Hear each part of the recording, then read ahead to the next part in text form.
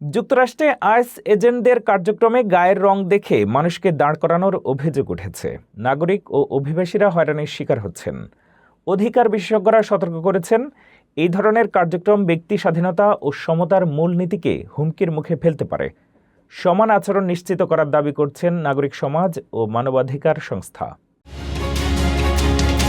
যুক্তরাষ্ট্রে অভিবাসন ও customs enforcement এজেন্টদের কার্যক্রম নিয়ে নতুন উদ্বেগ দেখা দিয়েছে। সম্প্রতি নাগরিকরা অভিযোগ করেছেন যে তারা র্যান্ডম চেক বা নজরদারিতে লক্ষ্যবস্তু হচ্ছেন শুধুমাত্র গায়ের রং বা বর্ণের কারণে। স্কুল, কাজ বা সাধারণ সামাজিক কর্মকাণ্ডে অংশ নেওয়া পর্যন্ত অনেকের দৈনন্দিন জীবন প্রবাহিত হচ্ছে। বিশেষজ্ঞরা সতর্ক করেছেন, এই ধরনের আচরণ সংবিধানগত অধিকার লঙ্ঘন করার পাশাপাশি সমাজে ভীতি ও অবিশ্বাস বাড়াচ্ছে।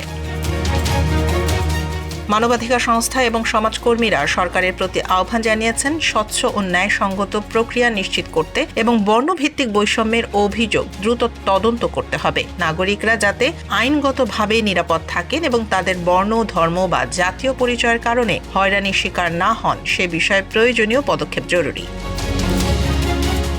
সরকারি সূত্রে জানানো হয়েছে, অভ্যন্তরীণ প্রশিক্ষণ ও প্রোটোকল পুনর্গঠন করা হচ্ছে যাতে আইস এজেন্টরা বৈষম্যহীনভাবে দায়িত্ব পালন করতে পারেন। তবে নাগরিকদের মধ্যে উদ্বেগ এখনো বিদ্যমান এবং এই পরিস্থিতি সামাজিক ন্যায় বিচার ও মানুষের মৌলিক অধিকার রক্ষার ক্ষেত্রে বড় চ্যালেঞ্জ হিসেবে ধরা হচ্ছে।